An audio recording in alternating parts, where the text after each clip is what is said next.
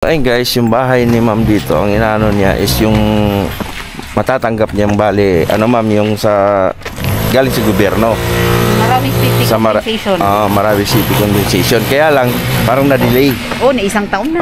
Ang hinihingi ko lang, please, gobyerno, please, help, i-release nyo ng claim ko. Okay. Nung pumunta kayo dito? Yung mga empty shields ng bala. Bala. May mga bala dyan? Mga empty shields. Nandyan pa ngayon? Wala na. Kinuha na rin. Ano pa? Pinagtatapon namin tsaka yung mga periphernalyas ng Parang nagluluto sila dyan, no? Oo. Nagluluto sila ng... Ilalim. Ay, duga. Binigay sa akin. Binigay sa akin. Tapos, yung Dory ko, pinambahay dito, ini-reconstruct ko siya kasi alam mo na yung ancestral house, di ba, pangit? Oo. Di ba? Pangit siya kasi alam mo mga sinauna, di ba? Oo. So, ini-reconstruct ko siya, pinaganda ko siya, in-expand ko kasi bungalow type dati. In-expand ko siya. Ngayon, it's been 1 year na, hindi pa rin ako nakaka-receive ng Marawi City, yung Marawi Compensation. Ay! Oo, pero unang-una ako nag-apply, second day, the first day of filing is July 4. The second day is July 5, 2023. Hindi pa rin ako nakaka-claim until now. So, hindi ko mahintay. Saan ako titira? Ay, kawawa naman. Pagod na ako maghintay sa Marawi Compensation. So, Okay. ang ginawa ko, kasi pagod na ako mag-rent ng mga bahay. Hindi kasya yung income ko as employee lang. Okay. Kasi employee lang ako na hindi masyado mataas yung ko, rank ko. Okay. So, ang ginawa ko, I have to contract various debts. Okay. Talagang nangutang talaga ako, todo-todo sa mga kapatid ko. Pautang mukha na akong naging mukha na akong, yung parang iiwasan na ata ako ng mga tao, mangungutang na naman. So, nung nangutang na ako sa kanila, naawa sila sa akin. Sabi nila, kawawa naman itong kapatid natin, siya lang walang matirahan. So ang ginawa nila, inutang nila ako. Each of them, talagang pinipilit ko pa yung ayaw. Pautangin mo na ako, mababayaran kita. Empleyado naman ako, mag-iipon ako. Sabi ko, babayaran kita. Okay. At saka pag dumating yung Marawi Compensation, babayaran kita ng agad-agad. Ikaw ang first na babayaran ko. Sabi ko, sige na, pautang naman. Para naman may bahay ako na masilungan. Imagine mo lang. Asan ako natutulog? Diyan ako natutulog. Nakikitulog ako sa ate ko. Dito? Tignan ako. Diyan ako nakikitulog. Imagine mo. Pero ngayon ma'am, may kuryente na yan. Nag-apply sila ng kuryente. Okay. Itong akin, hindi pa ma-apply ng kuryente kasi wala pang masilungan, no? Ngayon, paubos na yung mga nautang ko. Paano na ako? Ay, kawawa naman. So, itong gumagawa, ma'am? Mga panday ko yan. Okay. So, yung mga material, sarili mong pang pera? Oo, inutang ko nga.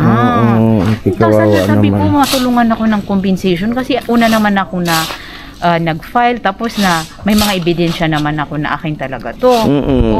In fact, yung may extrajudicial kami na akin talaga to, yung lupa. Hindi nga lang nasali yung yung house. Pero yung house na binigay na sa akin ito, house and lot with all the personal properties, binigay sa akin 2000. Okay. So, na-exercise ko yung rights ko dito for 21 years na walang nag-object sa akin kahit isa. Ngayon, bigla na lang nagka-interest yung isang ate ko. Gusto niya makishare despite naka-receive siya ng 2 lote. Okay.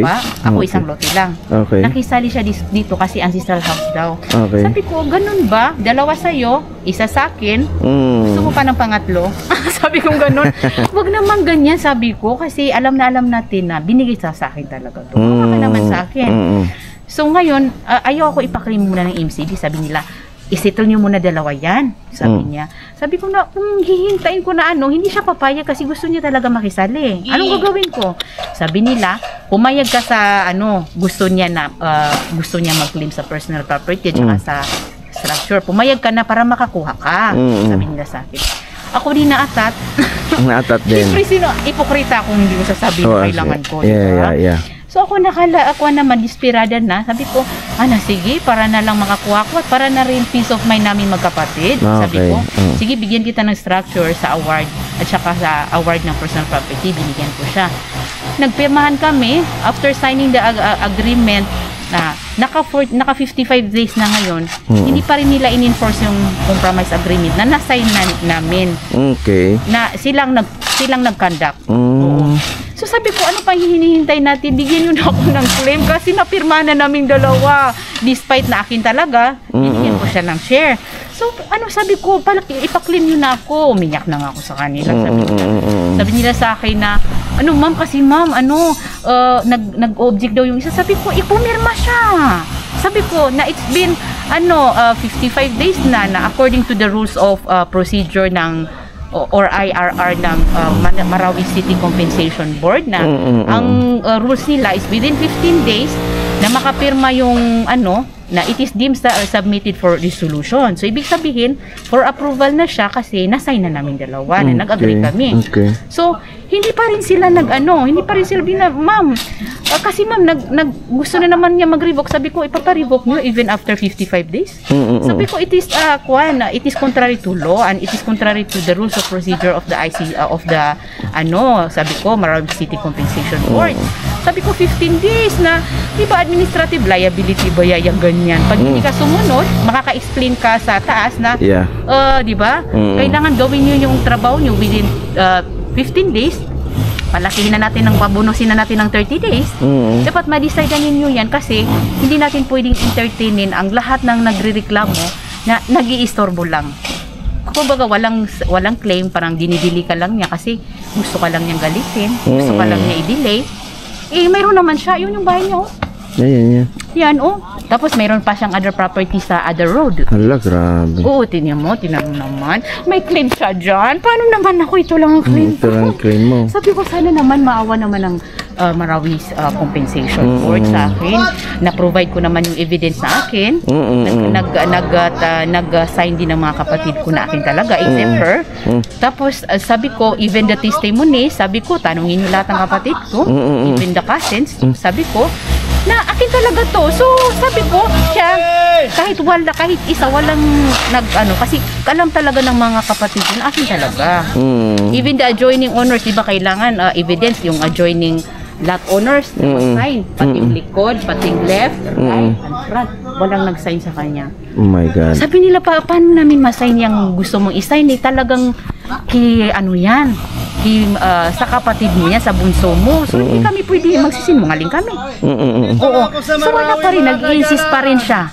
Sabi ko, MCB, you have to decide because, sabi ko, wala na sa jurisdiction nyo itong compromise agreement kasi ang gagawin na lang ng MCB, ministerial duty na sa kanila na i-decide within 15 days upon submission of the conclusion of the compromise agreement. So, yun na lang gagawin yung MCB. Sabihin nyo sa ate ko na since nagpirma ka and it's been 55 days, nakalagpas ka na since 15 days period within which to decide, wala na kaming jurisdiction. Makaka-claim na yung kapatid mo at ikaw rin, makukuha mo rin yung kiniklaim mo na sinasabi mo na, yung in-insist mo na nakalagay sa compromise agreement. Okay. Sino kawawa dito, di ba ako? O di ba, sabi ko, kahit di ba sa amin, pag halimbawa na wala nang maniniwala sa evidence mo, according to the Sharia rules, pwede tayong mahulog sa swearing in the Holy Quran. Yung Quran namin. Sabi ko, sige nga, kung mayroon ka dyan share, binigay din sa'yo yan ng parents natin, can you swear by the Holy Quran? No, I won't. Sabi niya, hindi ako magsuswear. Sabi ko na, hindi pwede na hindi ka magsuswear. Sabi ko, yan lang ang ebidensya na. Di ba sinasabi mo, kasali ka. Kung nagsasalita ka ng totoo, makakaswear ka. Tama. Hindi ka makakarma kasi sinabi mo lang yung totoo. Sinabi mo lang yung totoo. Totoo na ngayon, hindi ka mag-swear din. Tapos binigay ko pa sa'yo yung wala kang karapatan talaga. Nilagay natin sa compromise agreement. Huwag mo na akong i-delay. Kawawa naman ako. Kawawa talaga. Oo. Ngayon, ganito nangyayari. Tapos diyan ka pa natutulog, no? Oo, nakikitulog ako dyan. Ang hirap kayo maging ang buhay dito sa Ang hirap ng buhay dito sa sa Marawi. Alam mo, hindi maganda yung tinutulugan mo ng ulanan. Patinan mo, Wala pa, bubong. Ayan, dyan lang yan. Oo. Buti siya, nakaklaim siya. Nakaklaim siya? Oo, even maliit lang, hindi kasya, pinagkakasya niya. Oo, na inuulanan pa kasi talagang hindi agad-agad makaka-repair yung tao, di ba?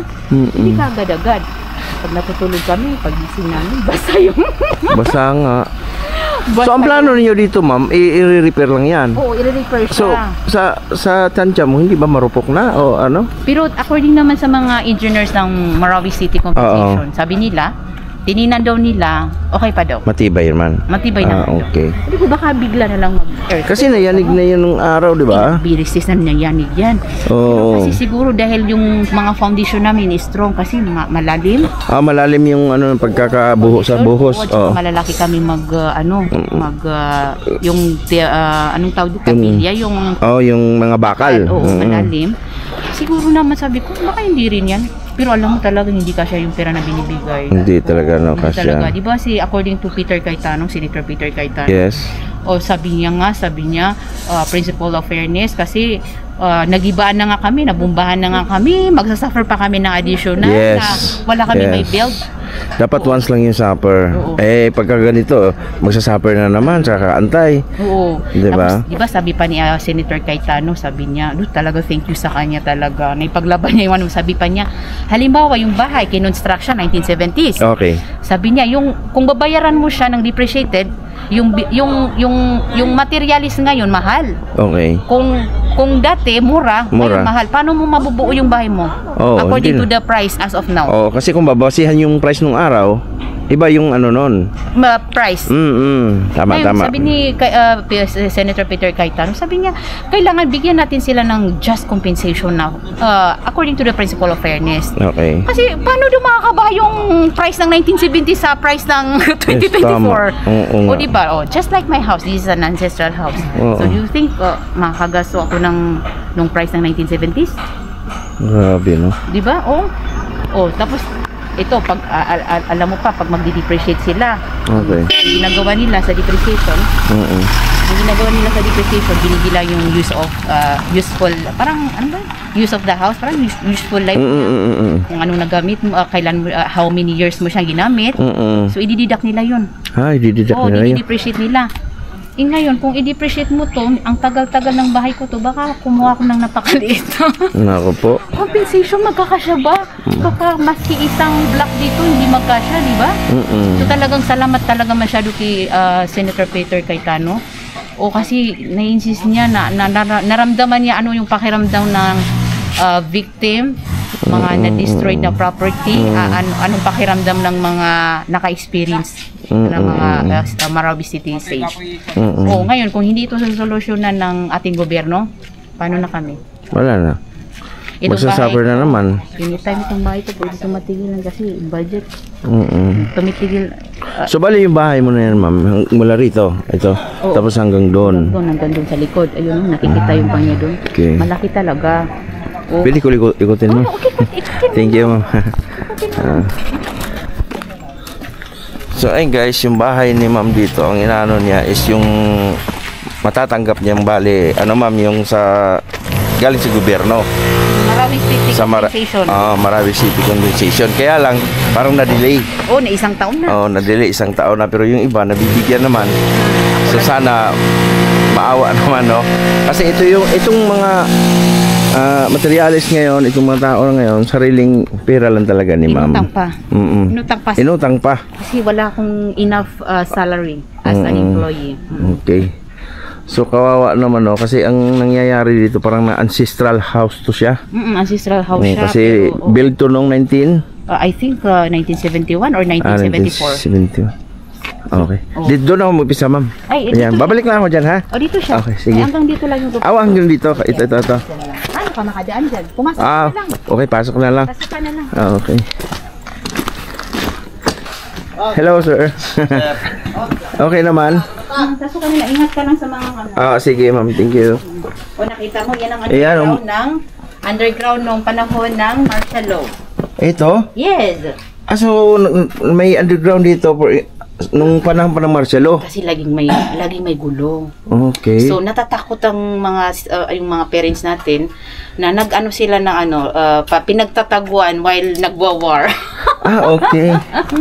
Ito. Di ba? Oo. Madilim, no? Kung napansin mo, yung bahay ko, buhos lahat. Tingnan mo, sir. Oh, nakita mo, sir? Oo, Di ba, kuya? Oo. Buhos ito lahat kasi talagang... Puro buhos to. Oo, Yan buhos talaga. sir, walang ano yan, walang Hollow block. Walang hollow block. Nakabuhos Buhos. lang. Kaya sobrang tibay. Oo, so sobrang tibay pa. Ano, natakot tayo sa ano. Baka anytime, bigla tayo masagi ng bala.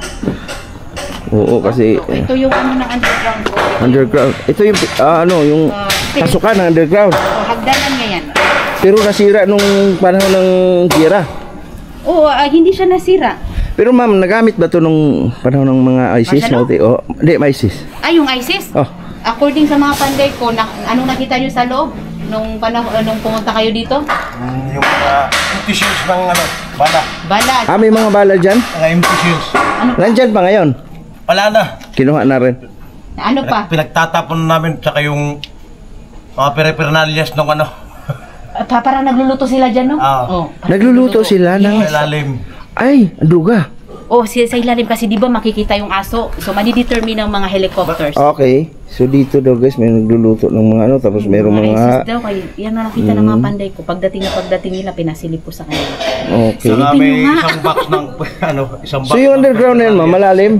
Isang box ng paraphernalias. Ng oil. Uy, ayun, no? Okay.